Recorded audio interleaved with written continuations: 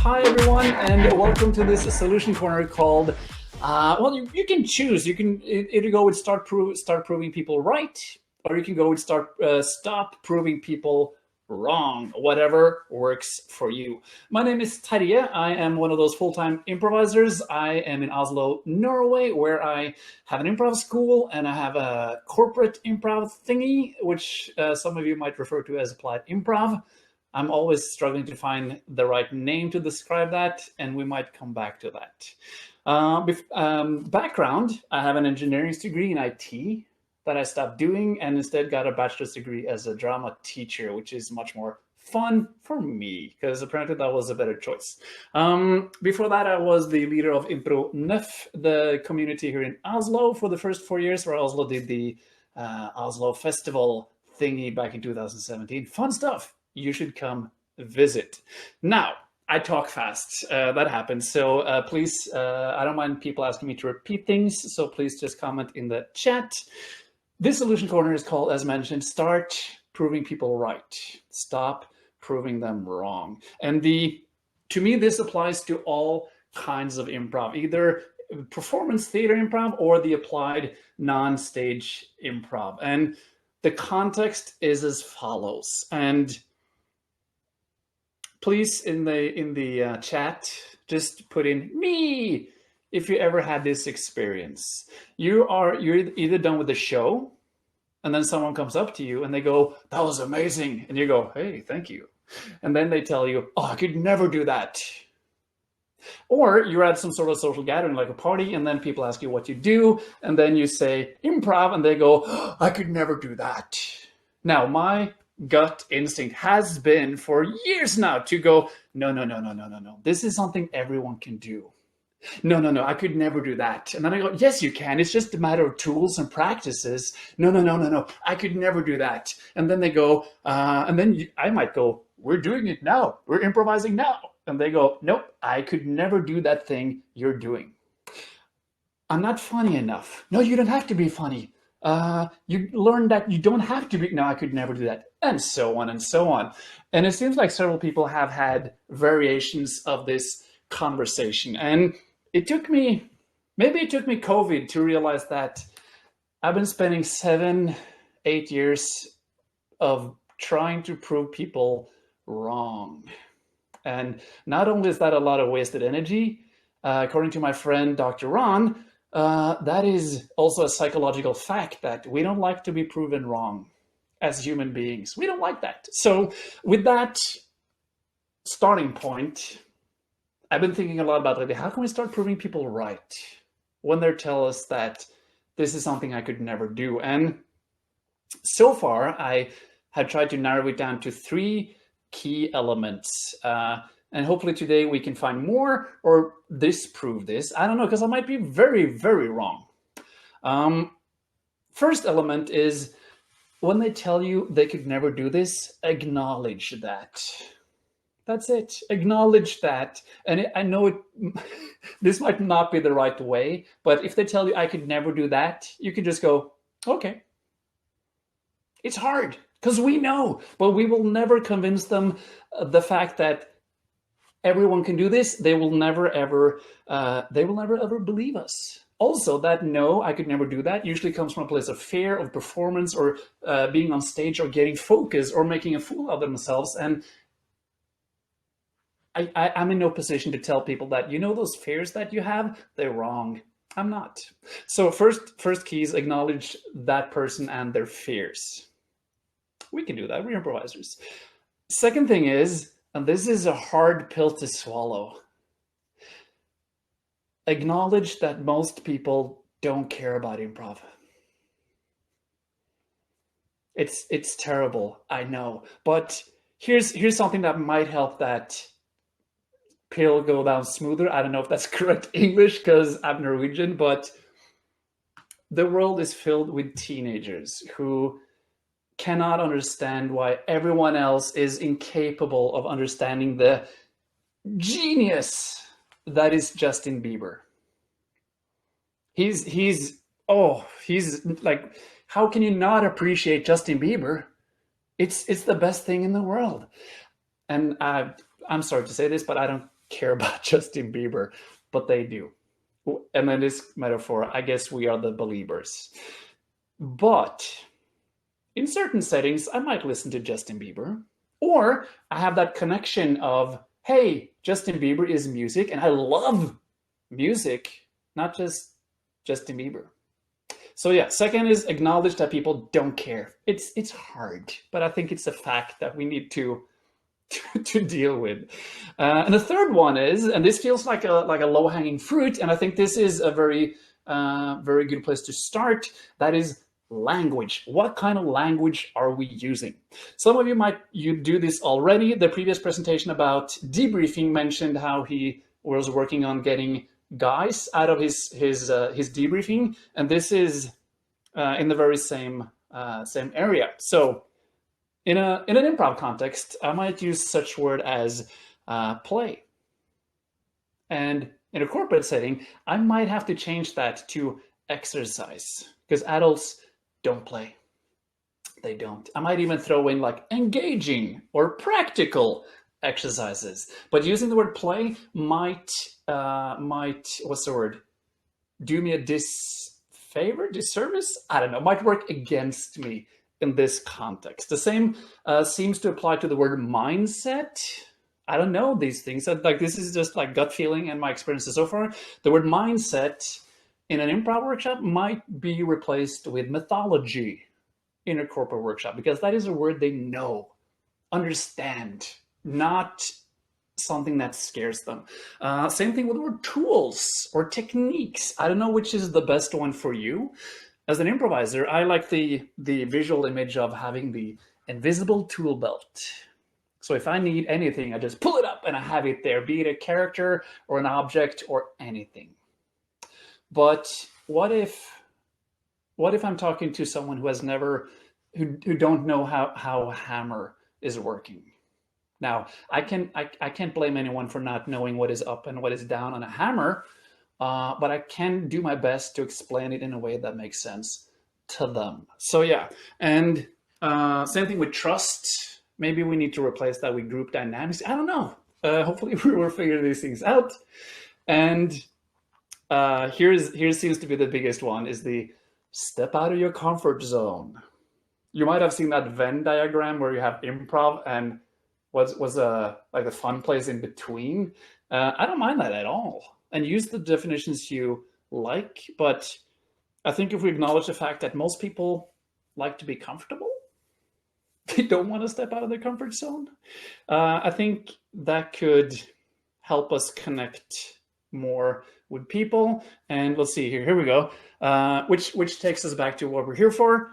How can we use our improv mindset? Because we're talented people, we're so smart, everyone. How can we use this to take, how can we apply that mindset of like, how can I take better care of my partner, which is the person going, this is not for me, and how can we take better care of them in such a setting, maybe with these three key elements, or maybe with something else. I don't know. Let's see what we can stumble upon in this session. And maybe this will make it easier for us to connect with those people who goes, not for me, I could never do that, and start preaching the gospel and share this beautiful thing that is not just Justin Bieber, but also improv theater, improv tools. I don't care what you want to call it. The reason why we're all here in front of a computer in this moment. Also, interpreter, thank you so much. I know I'm going fast. That is just something I do. So let's take a breath. Nice. So here's what I would like us to do. Also keeping an eye on time. I want, because we have all these beautiful tech people doing all kinds of stuff in the background. If I may, can we put people into tables of like 4 people, if that's possible, or breakout rooms of 4 people? And then you can spend let's say 4 minutes, where you share, preferably your success stories when it comes to selling improv to civilians, if that makes sense, or horror stories of moments where you tried to, I don't know, maybe in a date, job interview, whatever resonates with you. And the reason I want to focus on success stories is because time. If we had the whole day, we could do both. So just share if you have any. If you don't have any, just, I don't know, just hang out and chat. Share any success stories where you have been able to convince people to take an improv workshop, or this is for you. Cool. So tech person, are we good to go?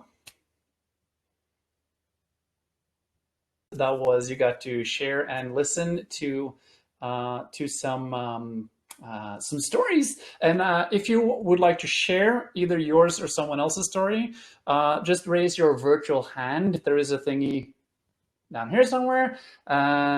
We would love to hear them. That would require you to do this on a video here. So just turn on your camera, raise your hand, and so maybe, Kathy, do we have anyone who have raised their hand? And if not, you could just put your, if you have any thoughts or comments in the chat, and that will give us something to move forward from. So if you want to share a success story or a horror story, please raise your hand and let's talk about it. Yes, hi Phil, thank you so much for wanting to share. Thank you for inviting me up here. Yay! Cool. So, do you have a story that was very bad or very good that you would like to share with these beautiful people Yeah, that it are here with was us? it was a success story. I sat down to talk with a CEO of a local company, and he gave me an outline of things he wanted to work on, and he Hmm. said that a staff retreat they had, 2 staff members who just butted heads, sat in a hot tub and shared a beer, and they found they had all these things in common. And he's like, I want the rest of my team to have hot tub moments. And so Yes. I just said, all right, I'm going to set out to create a virtual hot tub for the team, but we're going to do it through improv and play to relax and get rid of those work clothes and just be us and take off our hats of what we do at work, or I'm your manager or whatever. And so I set out to create a virtual hot tub moment. Oh, that is, I'm not kidding. I'm getting goosebumps because that is like, first of all, that is something I would never think of. Second of all, it's such a beautiful, understandable, like clear thing to present. With if it's like, let's do some play, like, nope, let's just have a hot tub moment. Yeah. Which is great. Thank you so much. That is amazing. Wow. Did anyone else want to share their stories? Thank you so much, Phil. Thank you. Hey, no worries. Thanks. Thank you.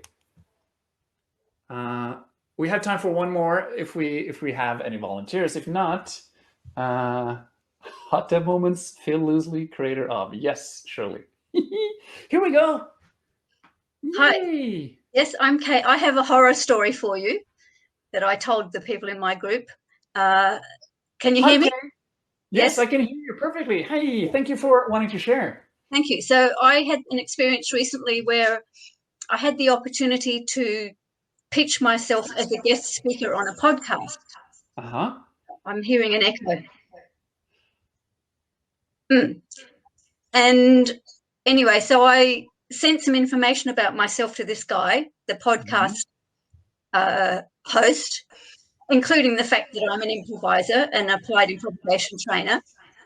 And we had a couple of emails back and forth, and he seemed keen. And then I looked a bit online about him and found some things that made me think, well, maybe we're not a good fit.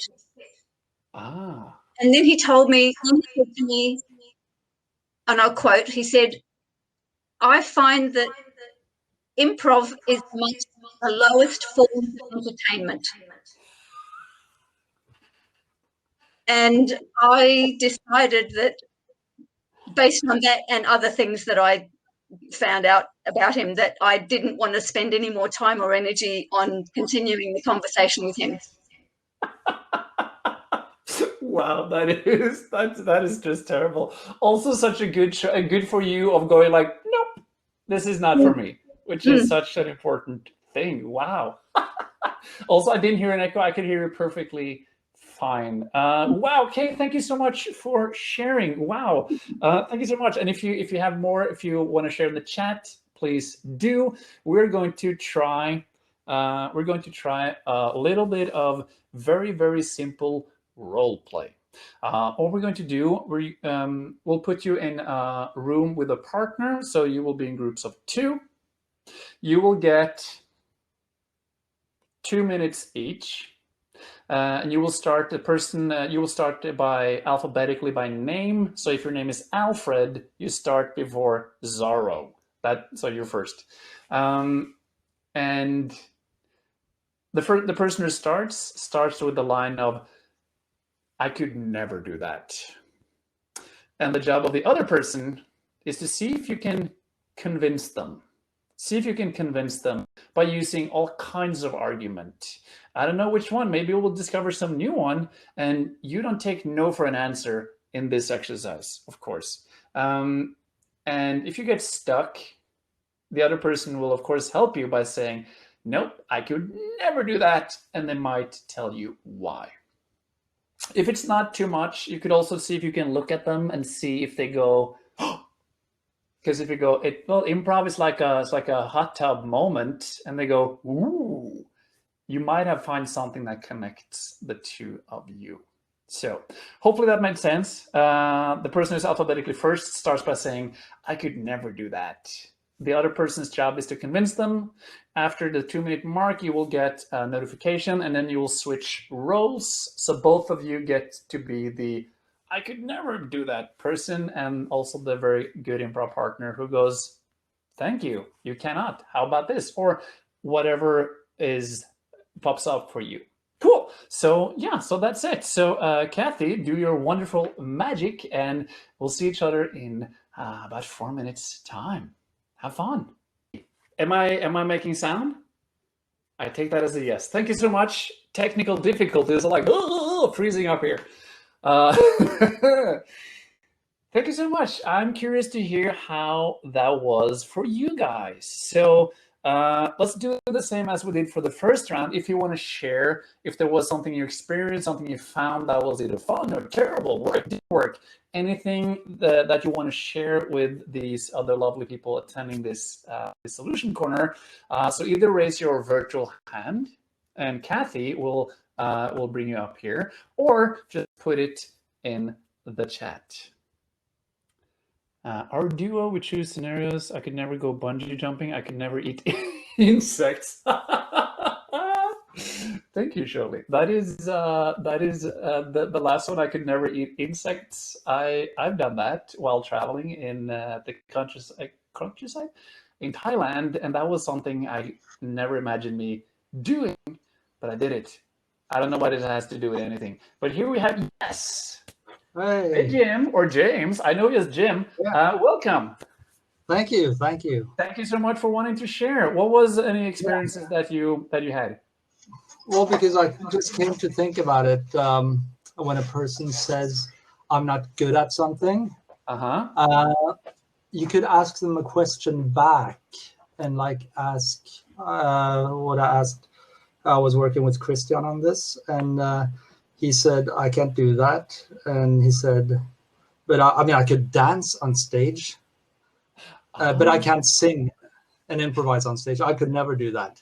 Yeah. So I thought, okay, he's good at dancing on stage. He could do that. So how could you build on that he's good at something? And what's similarities with improv? So I said that, well, you know, when you dance on stage, you build up on what you just did. You take the next move and you build on that move. So if you sing a phrase, the next phrase you sing will probably build on the phrase before, like a dance. Yeah. So my idea is find out what is a person good at, like in their private life, maybe not something on stage. Maybe they're good at writing letters or writing Facebook posts. Yes. They improvise that.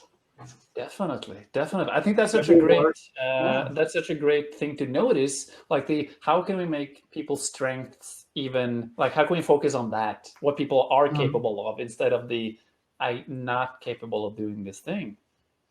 That is amazing. I also like the Facebook thingy because it's so relative. Like we all post stuff on Facebook. Yeah. But if you ask people, do you know how to write? No. I could never Yeah. do that. So it is funny how we keep telling ourselves stories about what we can and cannot. And yeah. Because when you write a word on Facebook, I mean, the next word is sometimes improvised, isn't it? Or is it? I'm sorry. Oh, you Can you? There was a. Oh, when you write a word on Facebook or a Uh-huh. post, the next word is often improvised. At least you Oh, can but ask. I could never do that, James. I could never do You that. can? Oh, so No, what I are you could good never at? do that. What? What are you good at? Well, not that. I'm good at cooking. Okay, cooking. When you start cooking, you put something in a pot. Yes. Thank you so much, James. Let's see if we can. Thank you so much for sharing this. So many great things to notice. Let's see if we have someone else who raised their hand who wants to share their experiences.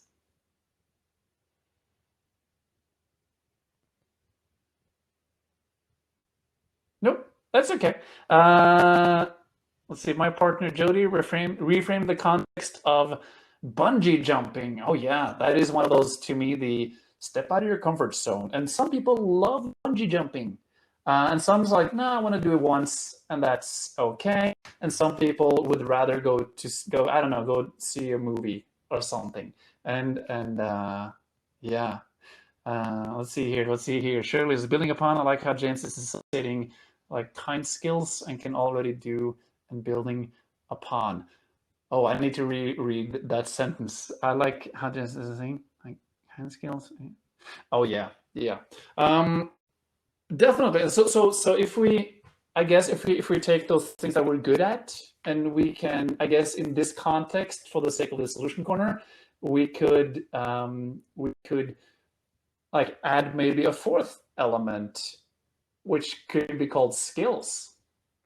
And those skills could be listening or building upon or cooking or driving a car or listening to Justin Bieber. I don't know. So maybe that could be a fourth element, maybe, and that could maybe help us convince people that you should take an improv class. And as one of my a great improv teacher called Jay Sukov, he has this saying, it's like everyone should take one improv class in their life, at least once. And I think that is very, very true. So yeah, so the skill part is also, it could be like a fourth element.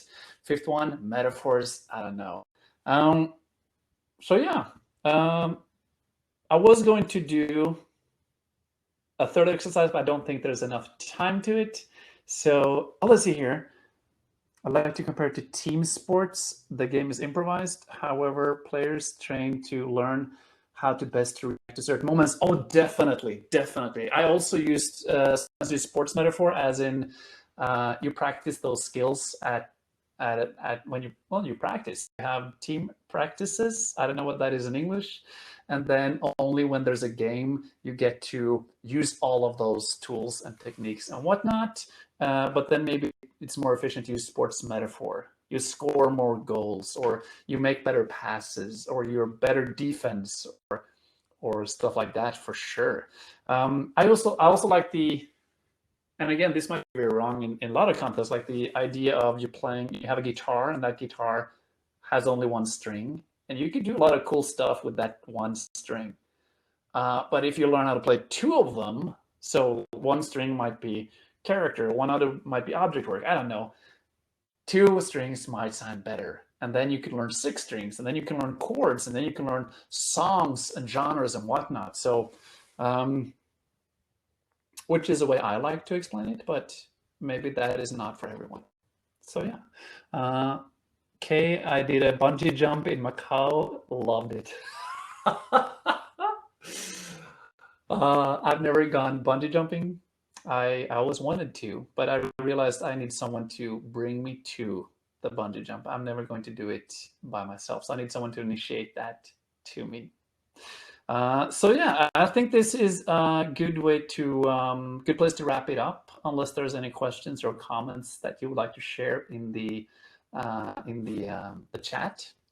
While you're thinking about that, I just want to say, please, if you think like this is cool, I want to talk more, please reach out to me either on my website, which is just typeinmyname.com,